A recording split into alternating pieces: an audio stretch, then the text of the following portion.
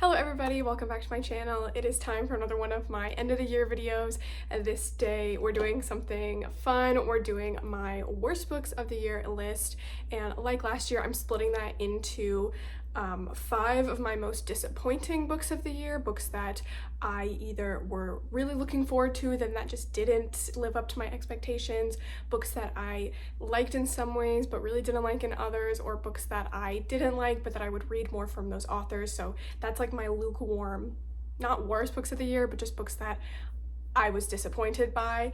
And then my top 5 straight up worst books of the year, books that I thought were straight up bad in a craft sense, or books that just were so not for me and that I thought were objectively bad in some kind of way beyond just like my personal preference, or my personal preference for them were so bad that I just can't help but want to rant about them. Like the top 5 books are the books that I'm angry about, that I'm going to rant about. So this video might be like 40 minutes long. I'm gonna try not to do that, but I'm not good at that, so we'll see. So let's just start off with my most disappointing books. These are in no particular order, but I do want to say that this first one is a very lukewarm, disappointing book. This is actually a book that I would say I liked a lot. If I star rated my books, it would probably be like a 4. I really liked the characters, I liked the character development, I love the world, I love the writing style. This is still an author that I would pick up whatever they put out next.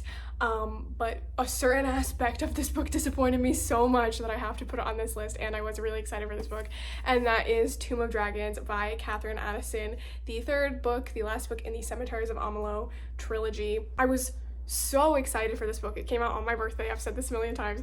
I thought I knew where a certain character pairing in this book was going, and I was just done so dirty. And I'm not coming at this from like a shipper perspective where I'm like, oh, the couple that I wanted to get together that, you know, don't speak to each other and have no lines and, you know, don't even ever express attraction to each other, don't get together, so this book is trash. Like, it's a arc that is established as a romance arc in the first 2 books.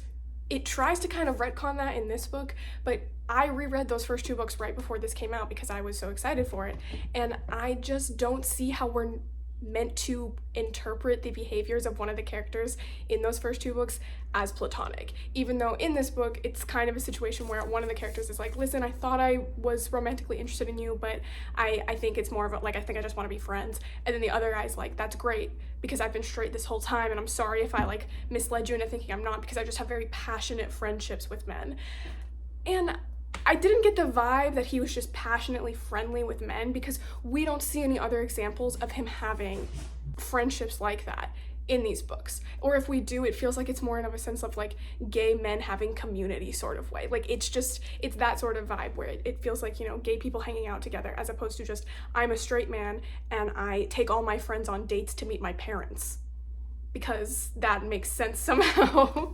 It was just a situation where I was so frustrated by the way we did this, because I also don't think, I didn't need those 2 characters to get together and kiss and like get married or whatever. Like, it was very much a situation where I did not think the main character was in a place where he could be in a romantic relationship. He had something really traumatic happen to his previous partner, and then this is also a world in which being gay is not really allowed or accepted by greater society. So I would have been perfectly fine if it was on the main character's terms, if the main character again was just like, listen, I really like you, but I just am not in the headspace to be in a romantic relationship right now. I would have been okay with that. And then also if it had been a situation where maybe they try to date, and then because of the events that happen at the end of the book, they decide they can't do long distance and break up. Like, there were so many ways where you could have had the exact same effect, where you cut off kind of this romantic slow burn that has kind of been slowly happening in the background that can no longer happen because the series is kind of going a different direction.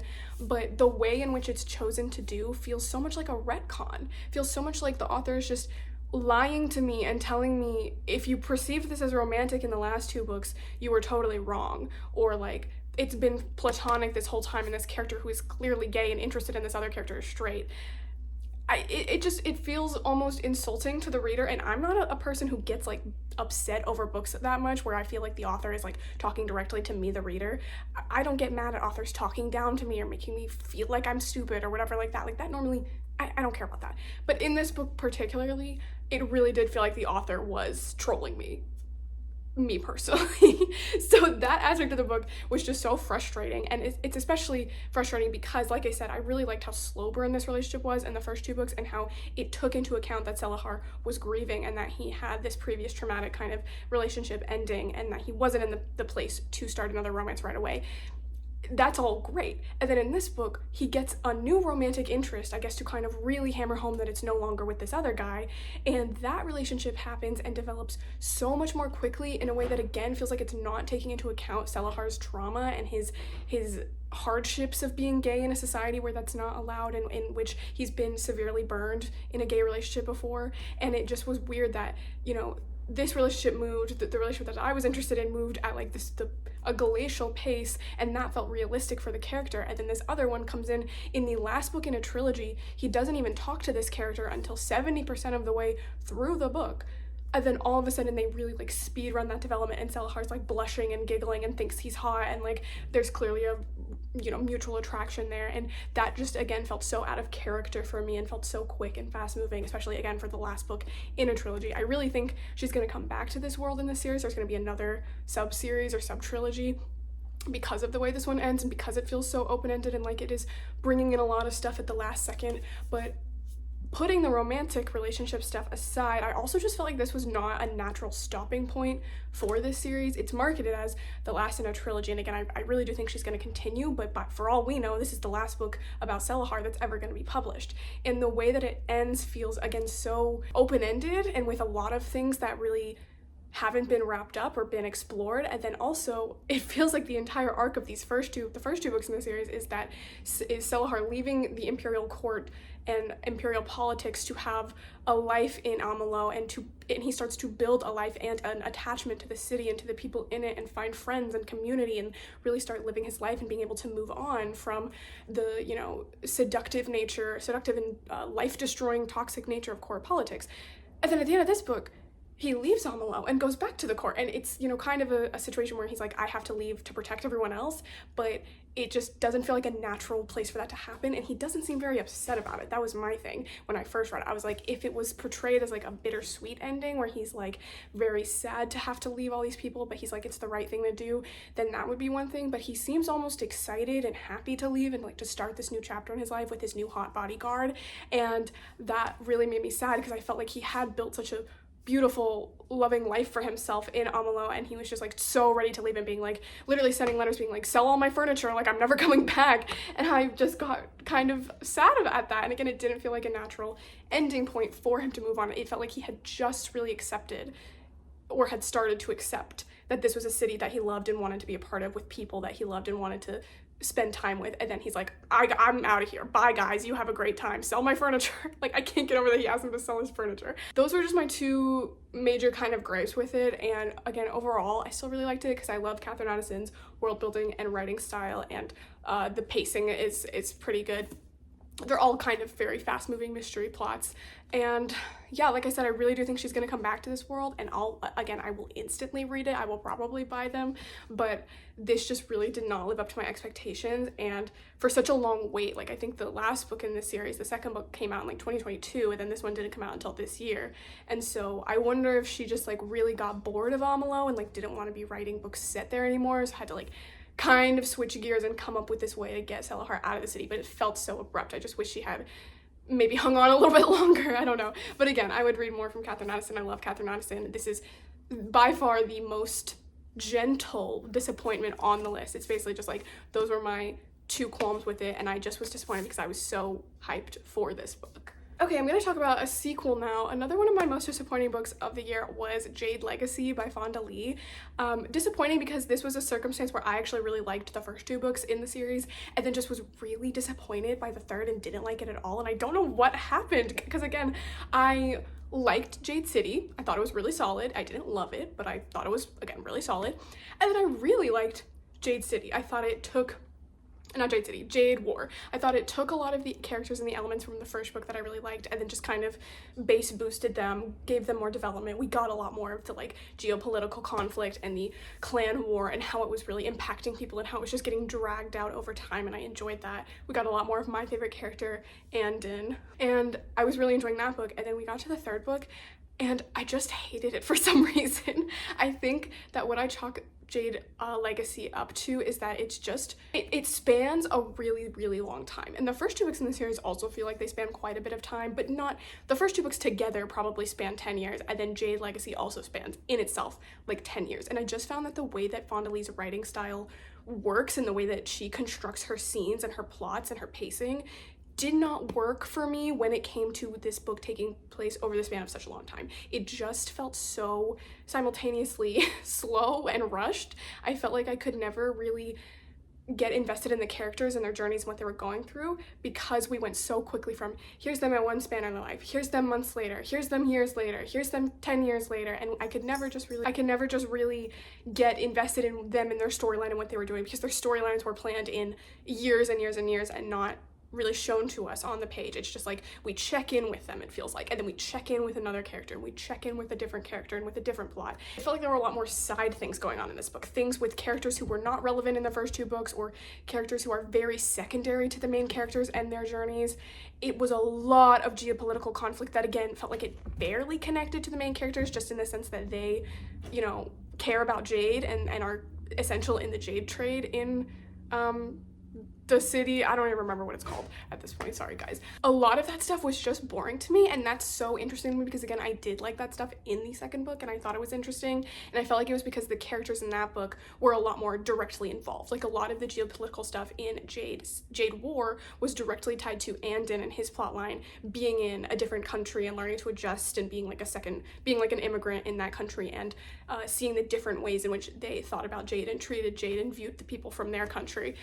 Whereas in this book it's a lot of like side characters, aides of characters, like spies being sent off to foreign countries, and a lot of stuff that feels very far removed from our characters and the main family, and the clan war subplot, which doesn't really come into play until the like last 30% of the book.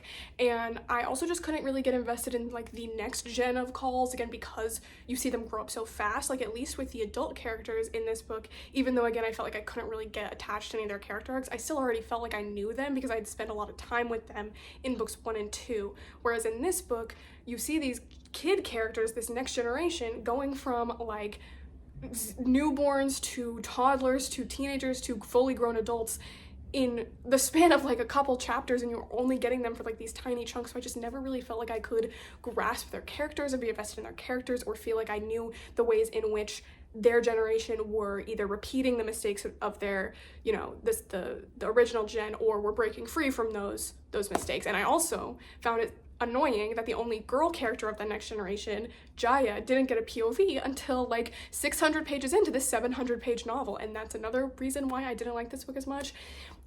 Call me that one friend that's too woke. It felt like the female characters were really shafted in this book. It was a lot of them getting kidnapped and tortured and tied up and needing to be saved by the men in their lives. A lot of it was them being pregnant or being the moms and the wives and the mothers, and having to deal with how hard it was that their men were like going off and fighting these wars and maybe, you know, sometimes never coming back or coming back very changed.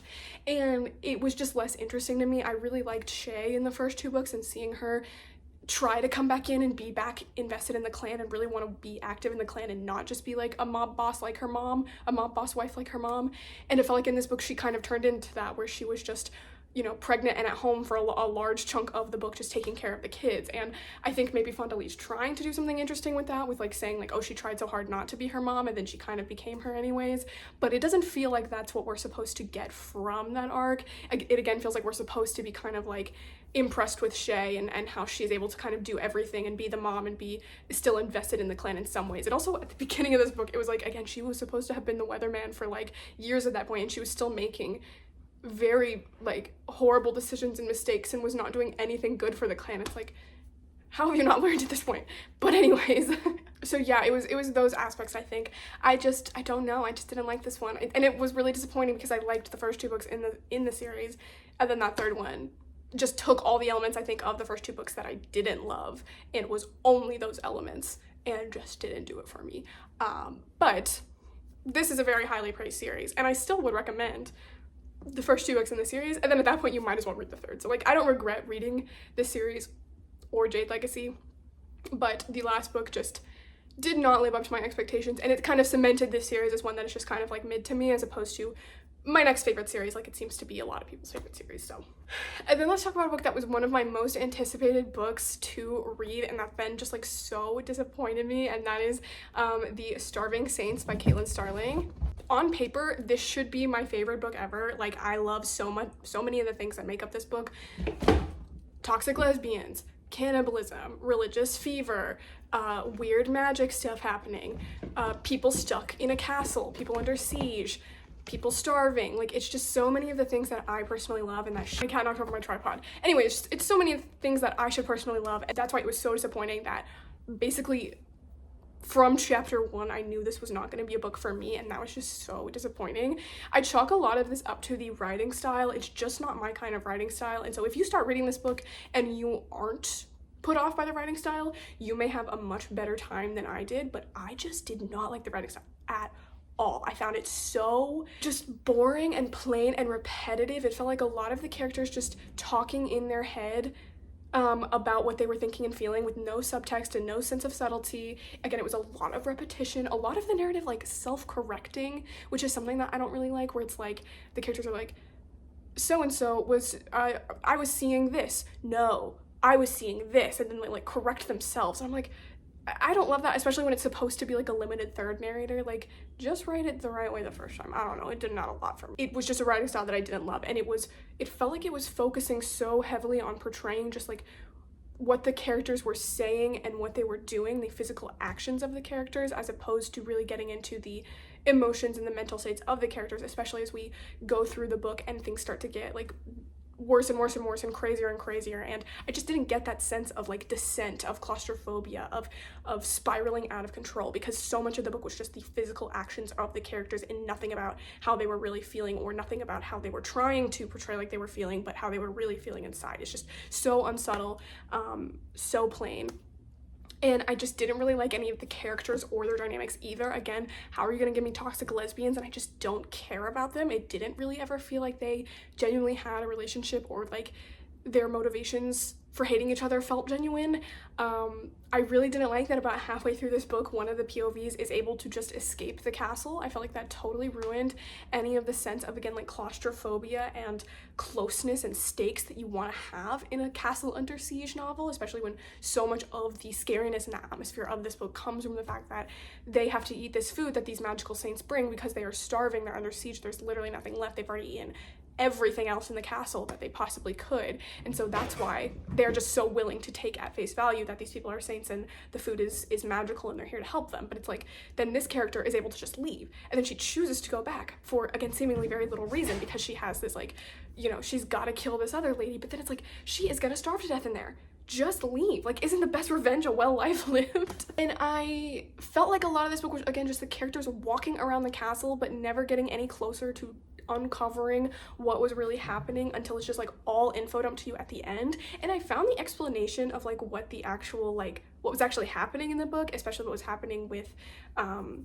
Voila, I think is her name, and the stuff going on underground under the castle, was really interesting. It felt very almost like Elden Ring to me. It was very fun, but the way that was delivered to us, we're just info dumped that at the end of the book instead of having it be subtly, you know, put in throughout the rest of the novel, slowly uncovered by the characters. And yeah, this just didn't do it for me. I think that maybe if I hadn't been reading it on my phone, it would have worked a lot better for me. Maybe I could have then just like blazed through it, but I was reading it, I had like I was reading it on Libby, and so I kept getting just not really interested in the story and putting it down, and it would be so easy to put it down because I was reading it on my phone. So that could be on me, but I do really chalk this up to the pacing being weird, the plotting not being super well evened out, and then the characters not being super compelling, and the writing style just not being for me and being very plain and repetitive. I think that if it had only been one POV, or even 2 POVs, it would have been a lot better, and you would have had a lot more time to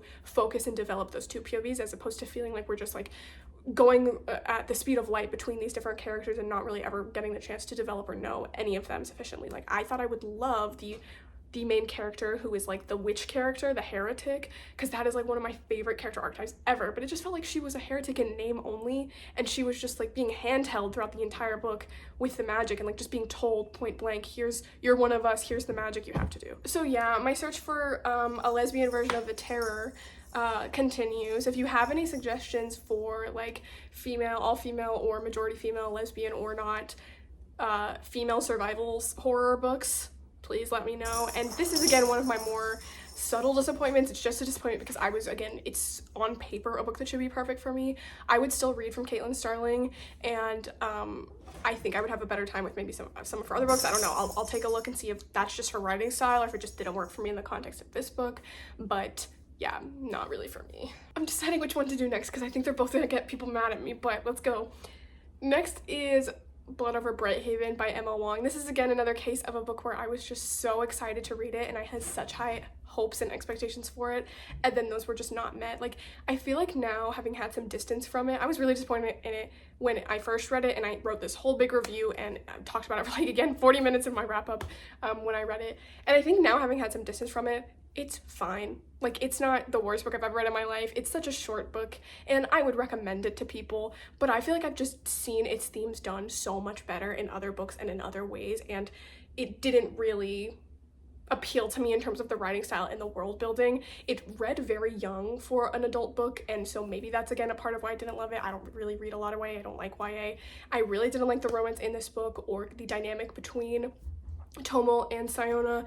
I really wish the Quen had had more of a focus in this book, that they had had more of their own arc and page time beyond just like sometimes popping up in relation to Tomo and Sayona. And yeah, I had such high hopes for this. And I'm also just not a really STEM focused person, in the way the magic works in this book is basically like coding, and it's a very STEM info dumpy kind of book, whereas I'm a humanities person, and so it just didn't click for me. I didn't love it. I mean, I think that maybe if you are a very STEM person and you love learning, like reading about coding, like magical coding, this would really appeal to you. But again, I feel like I've just seen these things done in better ways in different books. There were also a couple bits that I was like, how are we still getting away with doing stuff like this in 2024? I really didn't like that Sayona is nearly sexually assaulted and has to be saved by her male love interest. I didn't like that Sayona is, you know, a white or majority from a white person from a majority ethnic group who is taught not to be racist anymore by her non-white love interest from a minority group.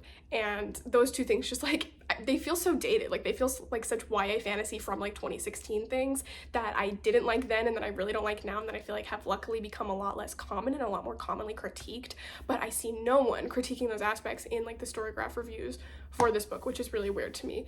So I'll do it. I'll be the one to do it. But yeah, I just really didn't like this one, which was so disappointing. And then I put Sword of Kaigen on hold at the library. There was only one copy in the entire system. It had 22 holds on it. I finally got to the top of the list. I read like 3 pages of it, and I promptly returned it to the library. I just think that maybe Emma Wong is not the author for me. I feel like she has a lot of interesting concepts, and that maybe if you've never read those concepts before, they feel pretty unique. Then maybe you would really be blown away by her books and what she's doing. But I feel like I've just seen and read books like that before and have liked those books more. Like the concept of a book taking place after the final battle, or really exploring what happens after the war. I've read other books like that and loved them. I've read other books that explore oppression in academia. The Horizon, the Practice, and the Chain by Sophia Samatar. I really recommend that book if you liked Blood Over Brighthaven, or even if you didn't. Just everyone should read it. So yeah, I'm so disappointed because I thought I'd really love it, and I thought this would be, again, you know, a new favorite author for me.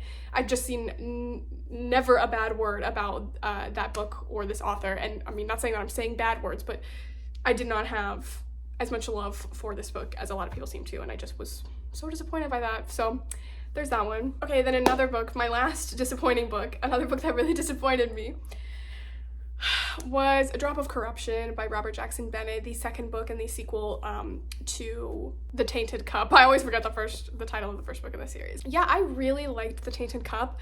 I read it at the same time as I read Blood Over Brighthaven, and it was really funny because I almost returned the Tainted Cup to the library without reading it because I was like, I'm gonna love Blood Over Brighthaven, and I just don't think this one is gonna be for me because I don't really love a mystery story. And then I read it and I loved it and I thought it was really fun, and I had a couple critiques, but it's that kind of circumstance where you're like, this is the first book in a series, I want to wait and see where it goes. I think that they could really, you know, not turn the ship around, but they can strengthen those elements that I maybe didn't love in the second book, and I liked the majority of the book in the first place, so I'm not really too bothered about it. And then I finally read the second book after months of waiting for my library to get it in. And I was so disappointed because it just felt like it had doubled down on those elements that I didn't like from the first book and had gotten rid of, or, you know, doubled back on the elements of the first book that I really liked. It just like did not hit the same, and maybe it was just like one of those circumstances where for me it just needed to be a standalone, a one and done, because I'm not the hugest mystery fan. I find them to be, especially mystery series, I find to be quite repetitive.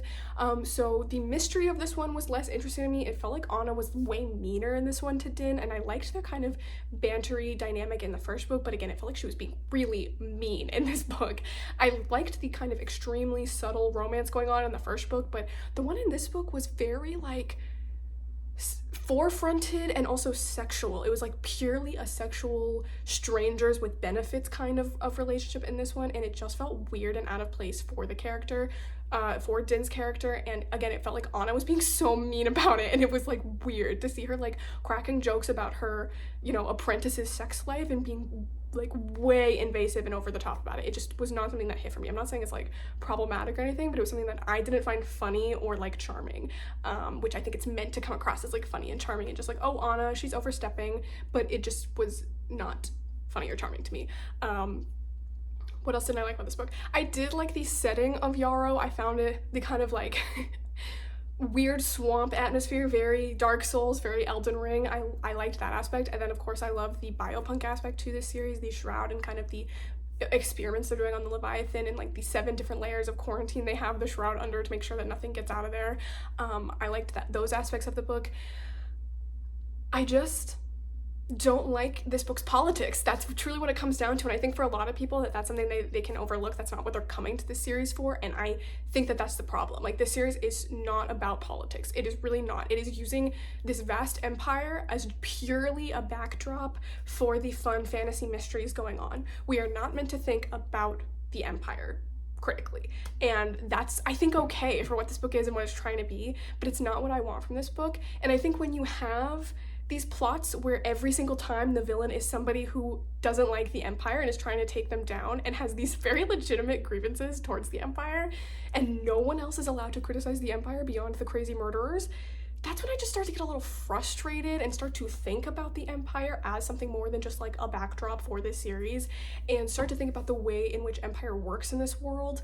And it just starts to lead to some holes and to some gaps, and again to some very incoherent politics to me, because the whole thing about this book that particularly pissed me off is that the plot is that they are solving this mystery in this city-state Yarrow, which was once a colony of the Empire, and that they have started to recently pull out of. They're no longer going to be colonizing this place. And again, the fact that an empire would just like decide to pull out of a colony because like out of the goodness of their hearts feels very fantastical to me about an empire. But it's, again, that's one of the ways in which I think you are just not meant to view this empire as an empire. It's just an empire in name only, and it's trying to portray it as like, no guys, it's okay, it's a good empire. Don't think about the baggage that that word has in real life. And so they are in the process of finalizing this pullout of the Empire, and I think Anna and Din are going as like part of a diplomatic thing. I don't remember the plot setup super well, sorry. And while they're there, a murder happens. They're trying to solve the murder, and so a lot of this book is about the characters from the Empire reacting to Yarrow's kind of feudal monarchy type of government system and comparing and contrasting it with their own governmental system, which is again an empire but not really, kind of more like an America-esque democracy. And the whole time they're like, you know, a lot of the characters are like, we shouldn't pull out of this place because we can make their lives so much better. We can bring them health benefits and dental and roads and all these improvements, and like, you know, they want their sovereignty, but they have such a bad system of government, and there's so many peasants and people starving, and look at all the slavery they have, and essentially a lot of characters being like white saviors, being like, we have to save them from themselves. And again, these are just such real talking points from like white saviors in real life about empire that it just kind of soured the story for me and made me unable to read it in like a fantasy lens. And it made it especially weird that, again, we're supposed to agree with these characters, and part of the tragedy at the end of the book is that they do decide to fully pull out of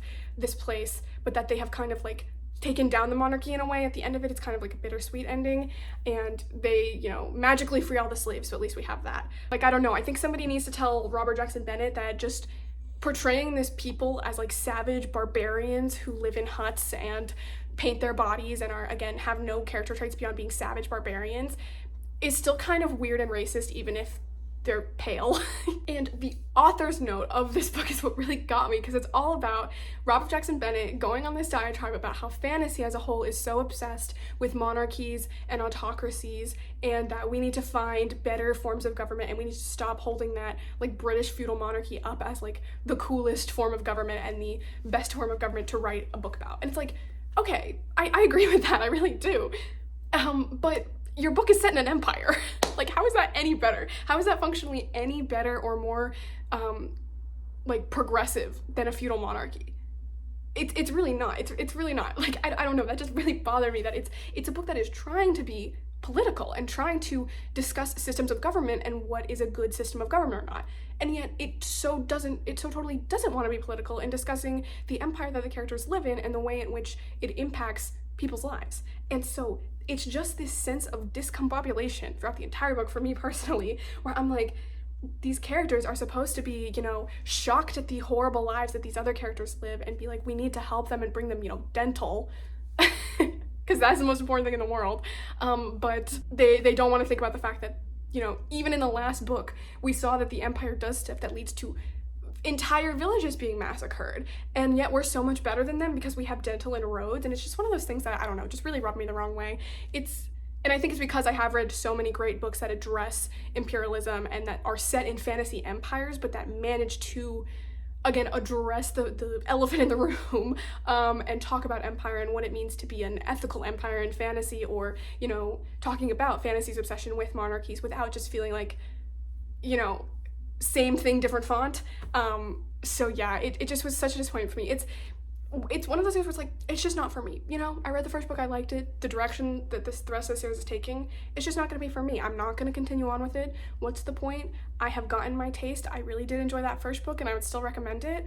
But just with the caveat that, you know, if you're like me and you like to overthink the form of government in books, it's not gonna give you what you want. So yeah. That was really disappointing to me. Again, I really liked the first book. I was really looking forward to this one. I waited so long at the library. I was the one who asked them to buy it. But then, yeah, it didn't hit for me. I thought this was gonna be a new favorite series. I really liked the first book. I'm just so sad.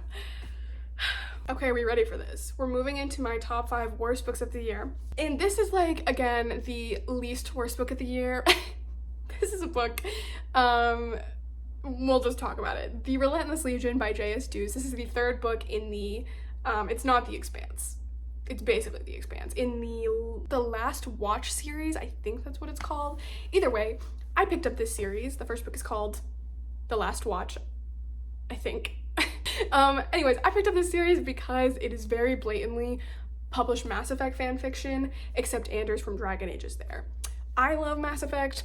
Anders is my favorite Dragon Age character. I wanted to see what the series was about. I just wanted to see. And so the first 2 books in this series were not good, but I had a really fun time with them because I just loved seeing that Mass Effect influence and like matching the characters to the characters in the game and like seeing why Anders was there and what like part he was taking in the story. And it actually had some really interesting themes that it was developing. It felt like kind of like a post-canon Mass Effect exploration, and was doing some interesting things.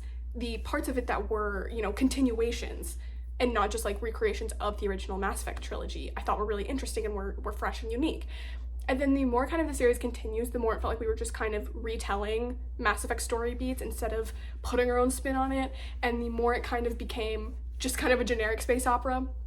The second book was, again, still fun for me, but like half of that book is the sci-fi equivalent of the characters trying to fill up their gas tank. And then they explode the car anyways, so none of that mattered. And that got me. I was like, what the fuck was the point of the book then? But anyways, I liked that the second book And the first book, to be honest, was a lot of platonic character interactions. I struggle a lot with romance in books. I'm just not a very romance-oriented person. I like when there's a little bit maybe of a side romance, especially if it's gay, but I really struggle with romance-heavy books, especially if it's straight. That's just the way my brain works, my heart works.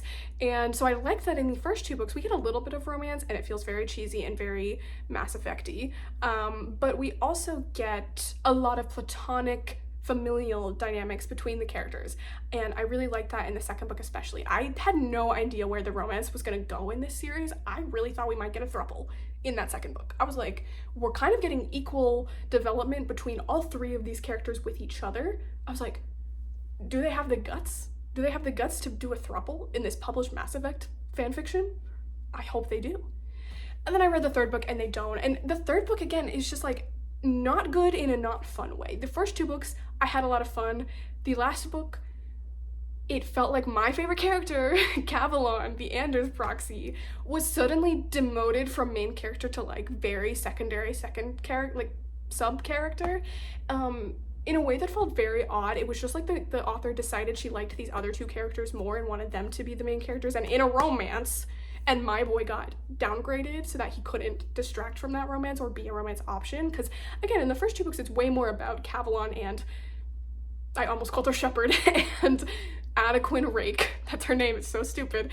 It's way more about Cavalon and Rake's dynamic, whether you want to interpret that platonically or romantically. And then in the second book we start to get a little bit more of Jackin. I almost called him Joker because that feels like it's what his name is, but I don't think he's meant to be Joker. I think he's maybe Garrus. But then you get Jackin kind of sort of becoming more of a main character in that book, and then in the last book it's Jackin and Rake are the two main characters, and it's way more about their relationship with each other, and Cavalon becomes like the secondary character. And I didn't like that because he was my favorite character, and I liked there's all of this crazy stuff that happens from at the end of the second book, and then we kind of don't focus on any of that in the third book. It's just like, we're not going to focus on it all. He gets his hand chopped off at the end of the second book, and in the third book the only time it ever comes up is when they get stuck in an alternate dimension. Don't even worry about it, we're not going to focus on that right now. When they get stuck in an alternate dimension and he's like, oh fuck, if my hand breaks down there's no one here to repair it. I think you may have bigger problems than that at this point, bro. The time to worry about that was 200 pages ago. And then the end of the book was so disappointing. It felt like in the middle of the book, we spend about 50 pages on one battle when the rebellion gets found out by Anders' evil grandpa, which is how I refer to the villain of this book. And then at the end of the book, an entire planetary invasion is summed up in like a single paragraph, and we skip over all that stuff. It really just kind of felt like we had to just wrap it up. We had to wrap it up real quick, real rushed. I did think that the kind of ending of that plotline of do we kill my evil grandpa or not was kind of interesting, and the way that that plays out was interesting and was kind of more complicated than just like, no, we're evil if we kill him, or fuck that man, fuck that grandpa, fuck your grandpa. But the emotional ending was what really bothered me. Again, it's like these two characters are suddenly in love and they go off into the galaxy together, whereas my favorite character that's left behind, you know, isn't allowed to be in the throuple and is now tasked with like rebuilding this planet from nothing with the help of his grandma who hates him and his 6-year-old clone twin. Like, whoa, poor guy. Can they come and help him, or what's going on there? And it just felt like a lot of the interesting stuff, again, the non-Mass Effect, the original stuff from the first two books, didn't get developed or handled at all in the last book. The most interesting thing was when they get stuck in this alternate dimension, because that's like fun, interesting. We didn't see this in the games or in any of the other books, but as a whole it felt way more focused on like the war aspect and like just kind of the retelling Mass Effect and Dragon Age things of this book. So I do think that maybe there's going to be more books in this series. I thought it was a trilogy, but going and looking on Storygraph, it's just a series. So this feels like it's supposed to be the end of an arc, and then maybe we're going to have a second arc and focus on these characters more. And I just hope that they go back for my boy and invite him into the throuple, because he deserves it. Okay, next are two books that are tied. They're here because they're both pretty similar books with pretty similar covers, that were books that I thought I was gonna love, and that I was just like, these are bad. These are just bad. And that is A Dark and Drowning Tide by Alison Saft and A Treachery of Swans by A.B. Poranek. If you may notice, I love books that look like this. I love books where it's like a goth girl and like a sunshiny girl. I love when they get a little enemies to lovers with it. I love when it's kind of medieval inspired or fairy tale inspired. And so both of these books really called to me, and I found them both really beautiful and was really excited to read them both. I love a good lesbian romance. And both of them were not good. Were not good at all, and I'm so sad. Like, guys, where's my good lesbian goth sunshine book? Can somebody give me a black cat golden retriever lesbian fantasy book that is actually good? Someone, anyone, I'm begging you, put your recommendations down in the comments and I'll read them. I will literally read them right now, because both of these books felt like they were like 90% romance and like 10% plot. And in the case of A Treachery of Swans, I felt like this was just a case where I didn't hate this book. It was just very YA, and I'm not a huge YA fan. It just felt like, you know, for like 90% of A Treachery of Swans, I'm just like, it's cute, I just don't love it, and that's not the book's fault. It's my fault for picking it up when it's YA, and I know I don't like YA. And then the ending of A Treachery of Swans was like so bad and so just like narratively weird that it actively ruined my opinion of the rest of the book. Like, up until that point, I'm like 3 stars, it was cute, just not for me. The ending, what was that? Like, it just felt like the ending couldn't pick a lane between being tragic and bittersweet and like being a sad ending, or being kind of a fluffy fairy tale, very light, happy ending. The author kind of had to try to have her cake and eat it too, where there's this tragic ending where one of the girls is in mortal danger, and then it almost seems like it's setting up for a sequel hook where it's like you have to go on a journey through the lands and find the other 2 goddesses and ask for, you know, something from them. And it feels like it's setting up at least another book in the series, if not 2. And then all of a sudden you turn the page, you're like, oh, okay, like it's a tragic ending, but we're gonna get more books, or like she's gonna go and find those things, and after a long journey they're gonna be reunited. And then you flip the page and it's like epilogue, and it's like after she's already done all that stuff and she goes back and saves her. And it's like, then why bother having it be like such a tragic sequel cliffhanger hook in the first place? Why not just have it be like a very fluffy romantic ending where like she's brought back by the power of love, or the other goddess is able to bring her back, and then just get rid of that whole like weird whiplash, like, oh no, she's dead, maybe I'll be able to bring her back if, you know, we go and do this other stuff, to never mind, it's totally fine. Like, it was just emotional whiplash, and it just felt like maybe the author wanted to write sequels for this book, and then the publishers were like, that's not happening, you get one. Or the author was like, actually, never mind, I don't want to write a sequel for this book. And then instead of like reworking the ending set again, you either pick a lane, either have it be tragic and have it be a sad ending, or a bittersweet ending, be like, I don't know, maybe we'll cure her someday, or by having it be just like a fluffy light ending where they easily bring her back. The author again kind of tried to have it both ways, and I didn't love, again, the emotional whiplash that had for me. With The Dark and Drowning Tide, I was kind of more lukewarm on it the entire time, and this one is an adult book, so I'm not as nice to it. I felt like the stakes of this book were just so low, even though someone gets literally murdered like 30% of the way into this book, and yet I just never felt like there was any urgency or any sense of danger throughout the rest of the book for the rest of the characters. It was just a lot of them walking around, sailing around, and just feeling like, you know, nothing was the matter. And then ultimately the plan from the villains makes less than 0 sense in this book. Like, when it's revealed why, like, what their plan is and what they're trying to do, it makes no sense. Like, my big thing was they're trying to basically, they're on this expedition to find this magical spring. The villain doesn't care actually where they find it. They want to fake finding the spring in this one province so that the king will go and try to find it and try to take it over, and the people of that province will like rebel against him and like, you know, be like, you can't be here, get out of here, and start a revolution. There are 5 other scholars on this expedition who would know if you were just trying to claim a random spring was the magic spring. So what was the plan? Like, were you gonna try to kill all of them? Or did you just think that nobody would check that it was the other spring?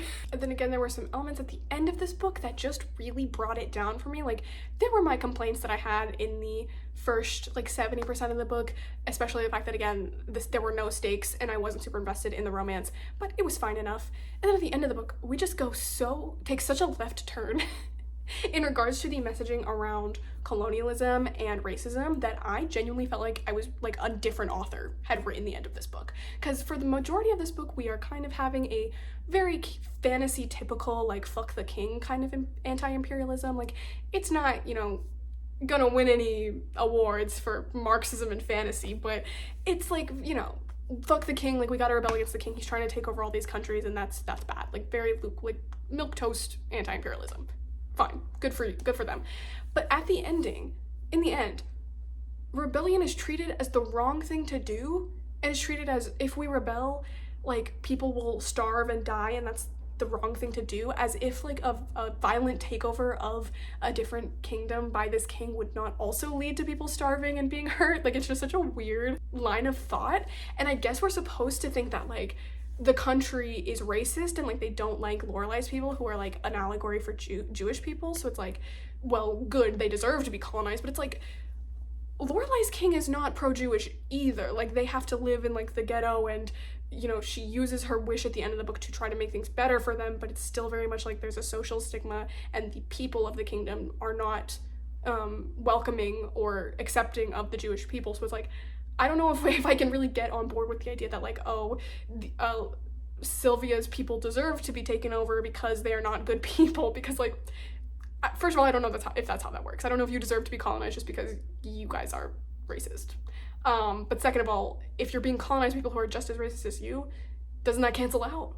Isn't it going to be just exactly the same? So I don't know, that was weird. Looping into that, the idea that the magic spring bestows power upon like the worthy, and in the end of the book, when they find the magic spring, it judges the white girl with blonde hair as worthy and the Jewish girl as unworthy, despite the fact that, you know, there's basically nothing different in the way that they conduct themselves.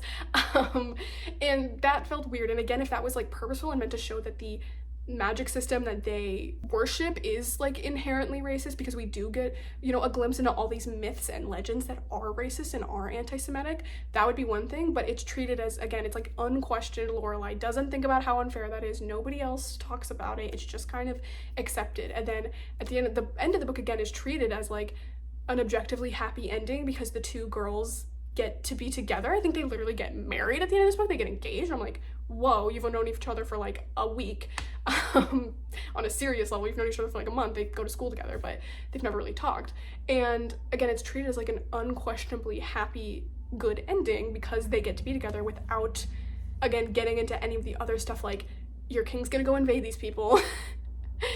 The Jewish people in the city are still, you know, being discriminated against, and everyone else is miserable. Like, it was just such a weird left turn to this book that, again, up until that point was like, fine.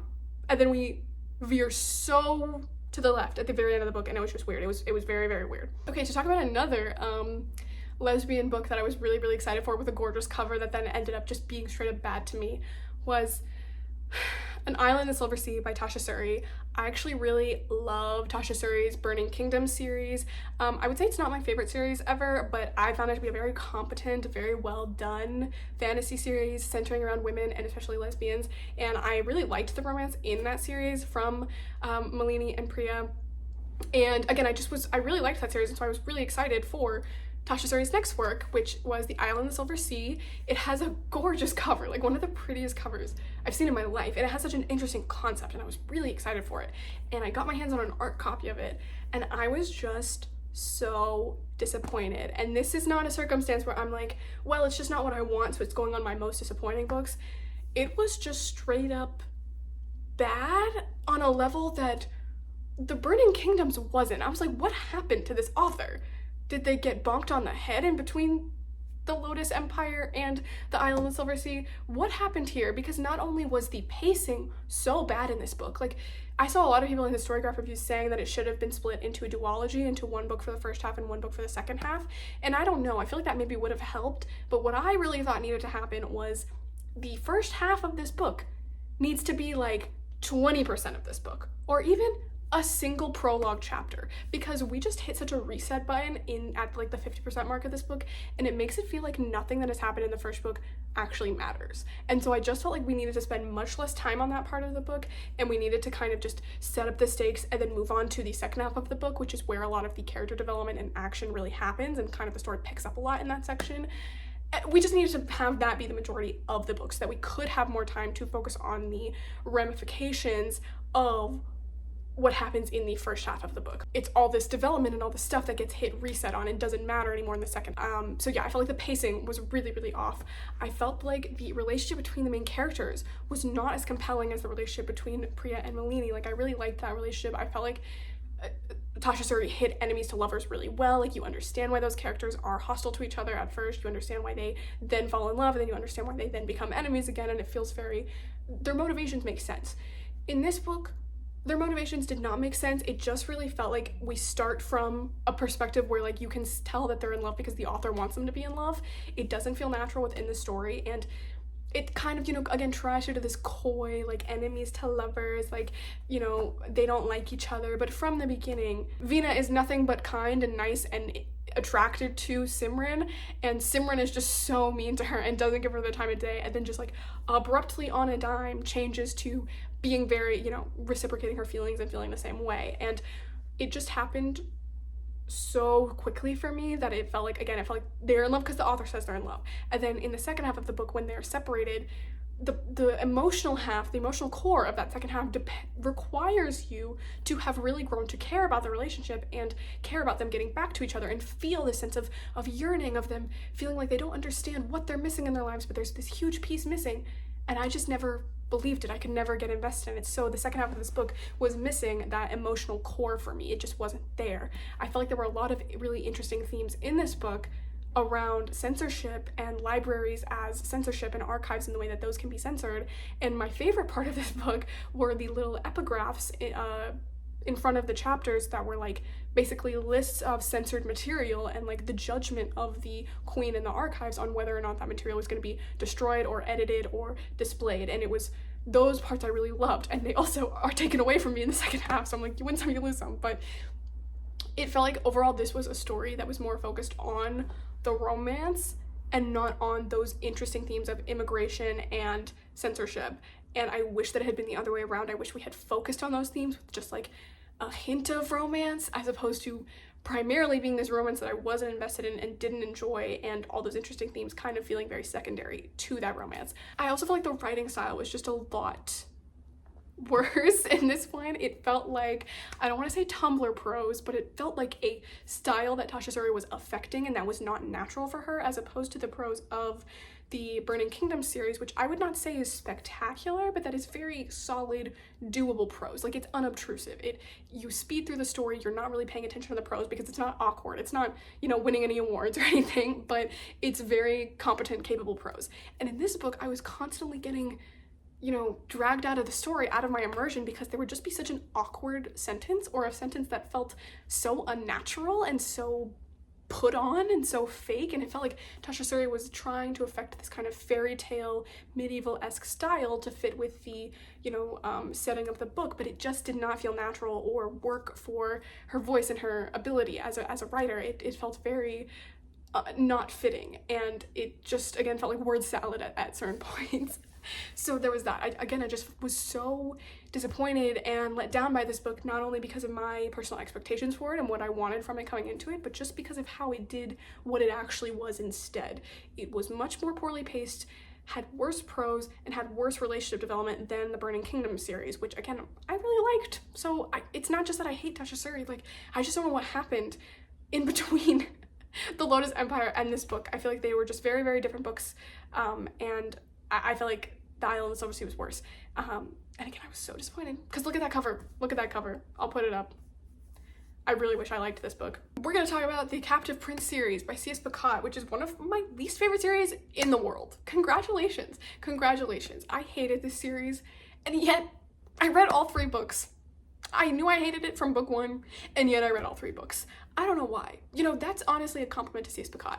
Really readable writing, really readable prose. But Captive Prince is one of the worst series I've ever read in my life.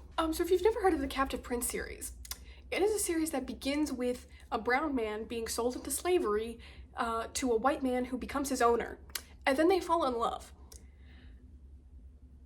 That's a premise that I'm just never gonna like, and I am here to yuck some people's yum. I really am. I'm sorry. Whatever you like, but I think I'm allowed to criticize it, you know? I'm not saying that you can't enjoy this kind of dynamic or that it can't be hot to you, but I am gonna critically examine these dynamics and how they appear in fiction, especially how they appear in such a very racially fetishized manner. Like, for 90% of this series, it feels like slavery is a fetish thing. There is no actual examination into slavery and what it does to people's minds and their lives, and it's very much a like idealized portrayal of slavery. I think a lot of people try to like are more okay with it because it's more of a portrayal of Greek slavery as opposed to African chattel slavery, which is obviously so much worse and real to a lot of people, especially Americans. But like, that's still bad, guys. It's still slavery. It's still not good. And the way in which it's portrayed in this book is, again, so fetishized. It's a sex thing. And in the first book, it is a dynamic that not only is the slavery fetish, but it's just such a weird racial dynamic between the characters, because again, you have this hulking, ambiguously brown man and the tiny, blonde, pale, you know, man that literally owns him. Like, it's just so bizarre, and I don't understand why so many people love this series and love their dynamic, because in the first book is essentially a torture porn. It's just a lot of really tough scenes of like very graphic sexual assault or fear of sexual assault or beatings, stuff like that.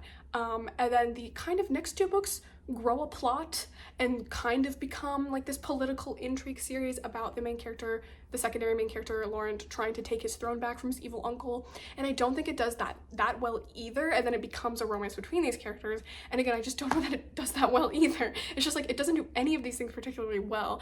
It has, again, really weird plotting. I would say the pacing is actually pretty good, like from scene to scene. I think I was so willing to read these books because there's never a dull moment. You're just constantly getting moving on, getting development, whether that's plot-wise or character-wise or romantically wise, whatever.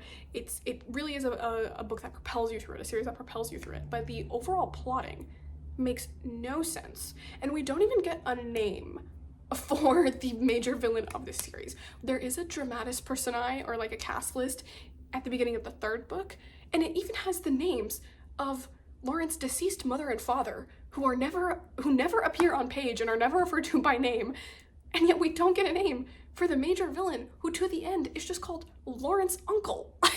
Can we have a name? Way that the plot works, it's Laurent trying to again fight this war to take back the throne, and yet it felt like the author didn't want to write either a war novel or a political intrigue novel, because they only fight like one battle, and then we skip over the rest of them, and then all of the political maneuvering and intrigue in this book is just, they seemingly get put in this impossible situation where the other side is winning, and then it turns out at the last second that that is exactly where Laurent wanted to be, and he like triple backstabbed them. He had it planned all along, and this is actually exactly what he needed. This happened like 14 times, and it is how the book ends. And so the actual plotting itself is, again, it's not really a romance, it's not really a political intrigue, and it's not really a war novel. It's just like almost all of these things. I think I literally tweeted, the only way this book will be redeemed for me is if they somehow abolish slavery in the last 50 pages. And then guess what happens? They abolish slavery in the last 50 pages. I was like, okay, like I have to give you your 10s. Like I wanted that to happen. It's too little too late for me personally, but it really did feel like at about like 80% of the way into the last book, the author realized maybe it's not good to portray slavery as a good thing or like a morally neutral thing, and so they suddenly realized that slavery is bad, or it's revealed that secretly Laurent has always hated slavery and thought it was bad, and then the other guy finally comes around to it, Damon finally comes around to it, and they jointly abolish slavery in their two nations.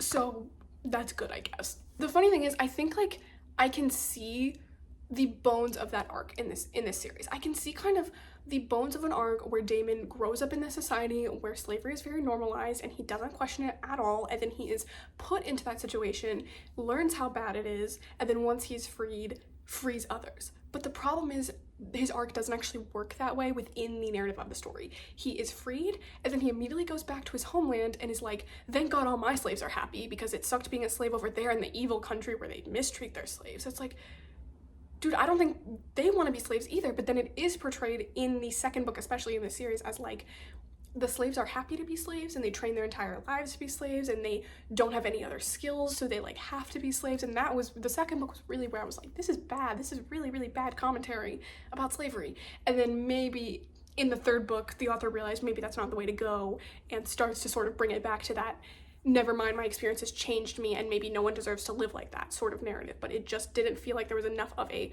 coherent arc where the main character learned that himself and really stayed, again, coherent in his attitudes towards slavery, especially the difference between the slavery from the fake French country and the slavery from the fake Greek country. A lot of my criticism for this book, I would be less harsh on it because it is a self-published book that the author probably did not think would get as popular as it got. It just like randomly blew up on Tumblr in probably 2016, around the same time that All for the Game was popular, maybe 2014, because I remember people being into both those series around the same time and both of them being, you know, examples of self-published works with very little editing that just randomly became very popular on Tumblr for no reason. And I think then both of those properties also randomly went reviral on TikTok in like 2020. I do think that there's sort of almost a fanfiction-esque spark to this series that gets people in and gets them invested. And then I think if you're very young and maybe this is the first gay story you've ever read, or if it's the first kind of more gritty, dark, political intrigue-esque book you've ever read, then maybe you would be more positive toward the series and again more willing to overlook some of those aspects, especially because it kind of U-turns it at the end. And then again, I think I would be much less harsh on a self-published story with no editing that just randomly blew up and had hundreds of thousands of eyes on it if it wasn't for the fact that this is such a popular series and that this author is still publishing books and has now taken those self-published books and now has like a contract with a major publisher and is now publishing books under a major publisher. So it's like, it's not like I'm just picking on a random self-published book I found on Kobo Plus for like when the author has nothing and like no one reading their books. Like this is a series that got so viral, and number one, I don't understand the hype, and number two, when it has reached that level of popularity, I feel more comfortable critiquing it and talking about how I can see what the author is doing, and then maybe because they didn't have editing or maybe they did very little editing themselves, wasn't quite successful in maybe what I think they were trying to do with this series. So, but if you've watched my best books of the year video, you know that I actually did read finally C.S. Picot's other series, Dark Air, and actually really enjoyed it. So they have the honor of being on both my worst and best books of the year list. Last book on the list, we are talking about Bury Our Bones in the Midnight Soil by V.E. Schwab. Again, this is one I wrote a really long review for, and I'll link that in my description. I'll say that my expectations for this book weren't as high as they could have been. I find V.E. Schwab really hit or miss for me. I like some of their books, and I always find their concepts really interesting, and then the execution of those concepts kind of always just leaves me slightly disappointed, even in the books that I really liked from them. And I was hesitant going into this book, I'll just say. There's been a lot of marketing of this book as like toxic lesbian vampires, of lesbian Louis and Lestat from Interview with the Vampire. I love Interview with the Vampire, especially the AMC show, but I have read the books as well, and I love vampires. My vampire shelf is up there, and I love lesbians. I love lesbian vampire books. I actually have a whole tag on my website for reviewing lesbian vampire books. I read them every Halloween, and so I was tentatively interested to see what V.E. Schwab would do with lesbian vampires, especially, I love a good toxic lesbian relationship. Like, let's see what she's got for me here. And sadly, yeah, I was really disappointed with this book and didn't think it was good. When we have a concept as overdone as vampires, I want there to be some sort of interesting thing done with them. And I just felt like V.E. Schwab could not pick a lane between sticking to very classic vampires, like they have some sort of classic vampire traits, like not being able to enter people's houses and not being able to go in the sun, but then it's very nerfed. Like they can go into people's houses, they can make a space theirs through like pure willpower, and then they can go inside, and they can go out in the sun, they just need to be like wearing a bunch of sunscreen or whatever. Like it's stuff like that where it's like, okay, you're kind of fudging it at this point. And then she makes up some vampire lore that just feels like it flattens a lot of the character dynamics for me and makes it so that we can't really have an interesting commentary on abuse, because it feels like supernaturally caused abuse as opposed to really delving into the subconscious nature of abuse and why people are abusive or why people are victims and then become abusers. And that was what really got me about this book, the abuse allegory. It was not good. I'm just gonna say that it was not a good abuse narrative. We have this sort of abuse victims become abusers theme throughout the book. Sabine is this woman who just wants to be free, and she is forced to marry this horrible man, and he treats her horribly and his family treats her horribly, and she is able to become a vampire, and then as a vampire, you know, lives like this kind of lonely life where she isn't able to still have what she wants, and she's constantly losing people, and then that makes her, you know, become crueler and crueler as she ages. And again, in this story, vampires just magically become crueler as they age, and so the older she gets, the more like an abuser herself she gets. She meets Lottie and becomes very abusive to her. She refuses to let her leave. She's very possessive over her. And then Lottie herself, as Sabine's victim, is portrayed as an abuser and as, you know, a coward and just as bad as Sabine for continuing to have other relationships despite the fact that she knows Sabine is after her and is like killing all the girls she sleeps with. And that's treated as like her becoming an abuser herself, which we'll talk about more. So it's a lot about the cycle of abuse and how people who are abused can become cruel and abusers. And I don't hate that narrative. I think it can be interesting, but the way it's done in this book and the way we solve the cycle of abuse and break out of the cycle of abuse doesn't make sense and is not really, it doesn't really fit that narrative, because Alice is the one who kills both Lottie and Sabine and literally like verbatim is talking to them and is like, it breaks the cycle of abuse.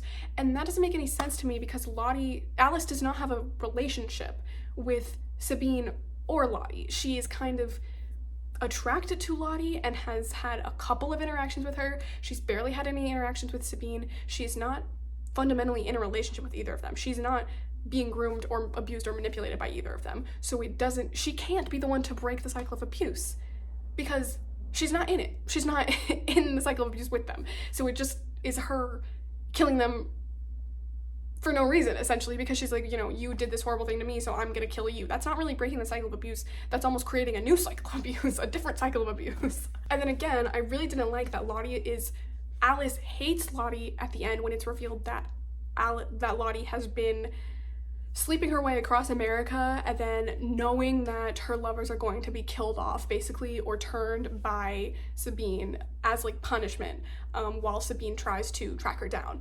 And Alice is like horrified by this and is like, you're such a coward, like you shouldn't have done that, you should have found a way to kill her or whatever.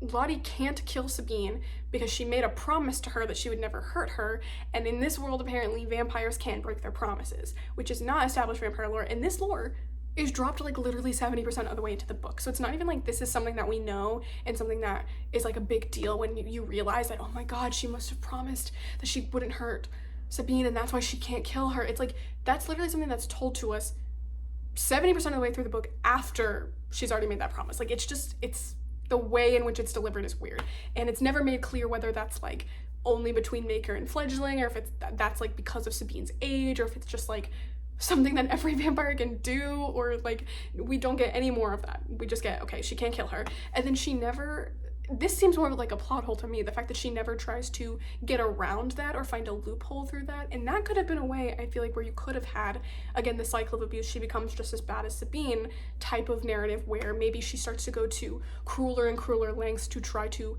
catch Sabine in, like, you know, the blast zone, and starts hurting innocent people to try to get to Sabine, and that's a way in which you can be like, oh, she's become just as bad as her, she doesn't care about human lives anymore. But to the end, like, her literal only crime is not becoming a monk and refusing to you know, try to find happiness and love for herself, knowing that Sabine is after her. Like, what does that say about abuse in real life? That if your abuser is stalking you, you should just, again, go live it on a mountain until they just give up and leave you alone or die of natural causes, so that because if they hurt someone else, then it's your fault. Like, that just was such a bad narrative to me, such a harmful narrative, and didn't feel, again, empowering or like we're breaking the cycle of abuse. It just felt victim blamey to me. It felt very weird to like glibly market this book as toxic lesbian vampires when the toxicity is this very horrific domestic abuse that is, again, handled by victim blaming the abuse victim and just having a completely separate person who is not in their relationship at all kill both of them. It just was not, again, a satisfying, coherent narrative about abuse for me. And that aspect of it I really didn't like. And then I didn't find, again, the vampire lore to be interesting enough to carry this book. The way the POVs are done is really weird. We get like a big chunk at the beginning of just Sabine, and then we get a little bit of Alice, the modern perspective, who feels very tacked on to the story. I liked her story about grief and moving on, but it felt so secondary and so unconnected to Sabine and Lottie's story, and I wish she had been more involved in that. And her chapters take place over the span of like a week, whereas Sabine and Lottie's take place over the span of like centuries.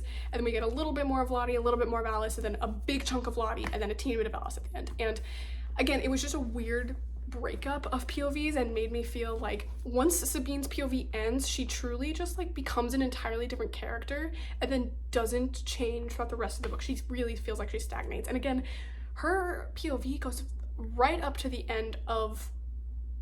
beginning of Lottie's POV. Like, it takes place right after we get her POV. So it's not like there's been a time of like 100 years where she's changed and become so much worse. Like, you literally just are like, what changed her mind from saying 5 minutes ago to this other guy that she didn't understand why other vampires wanted companions and that she would never make a vampire of her own, to, oh my god, I see Lottie, I have to change her immediately. It was just, it didn't make any sense to me. It didn't feel like natural character development to me. And then we don't get her perspective for the rest of the book, so we can't see any of her internal justifications for why she does what she does. It just, again, flattened the abuse narrative for me. Lottie is portrayed within the story as like ambiguously brown. She's described a lot as tan, and I felt like this was sort of just something sprinkled in there to make this book a little bit more diverse, because it's never actually treated with any real gravitas within this story. And you even have this side character tell Lottie like, oh, it's okay in France, but if you go to America, you'll be discriminated against if you have even like a drop of black blood.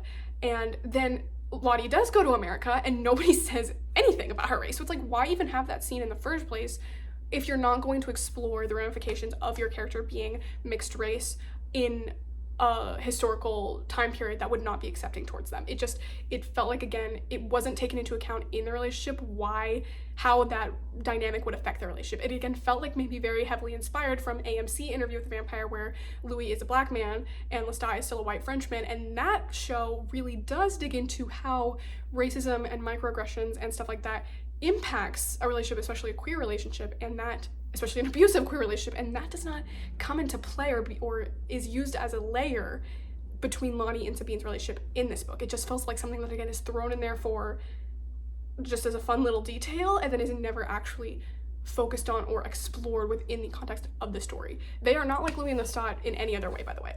They're really not. I guess maybe Alice is supposed to be Claudia, but that doesn't make any sense. And Sabine and Lottie don't act like Louis and Lestat in any way. Their personalities are not the same. Their attitudes towards vampirism are not the same.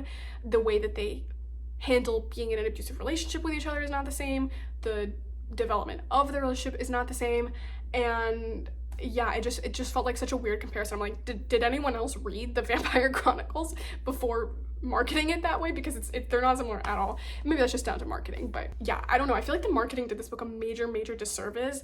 And then I also feel like, again, I saw so many people in the Storygraph reviews giving this book really high stars. I mean, like, I didn't know this was going to be a vampire book, but I still really liked it. So I'm like, maybe if you, again, haven't read a lot of other vampire stories or any other lesbian vampire stories in particular, especially ones that deal with abuse, you would really like this and think it's really fresh. But I feel like I've just seen it done so much better in other ways. Also, the writing style of this one really got me. I could not do it. It felt, again, not to disdain the fine people of Tumblr, but like Tumblr prose. Like, I needed V. Schwab to put the pen down in the first 20% of the book and stop writing the word feral.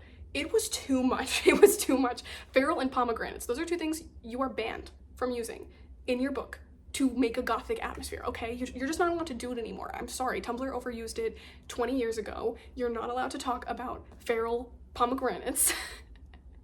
And it was so overused in like the first 20% of the book. Luckily, the use of the word feral drops off after that, but it just still was prose that was very word salad-y to me. It just felt like, again, beautiful for the sake of being beautiful. And I feel like that's a major problem that I had with this book, that I felt like it was vibes and atmosphere over actual meat of the story, of the relationship development, of the exploration of abuse, of the exploration of vampirism as a metaphor for being queer, for being stuck in an abusive relationship, for being anything.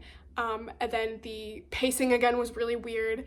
The splitting up of the POVs was not conducive, I think, to the story that V. Schwab was telling. Yeah, so this is just sadly one of the V. Schwab books that is a miss for me. It's interesting. It's interesting how I really like some of their books but not others, and this one was just a miss for me. Again, as somebody who really likes lesbian vampire books, I just think that maybe I've seen it done many a time and I've seen it done better, and I do have recommendations in my essay, in my review of it, for if you liked this part of the book, read this. So maybe go check that out if you did like that book, or even if you didn't but you liked certain aspects of it. So I am finally done. This video is so long, but yeah, this was my worst books of the year list.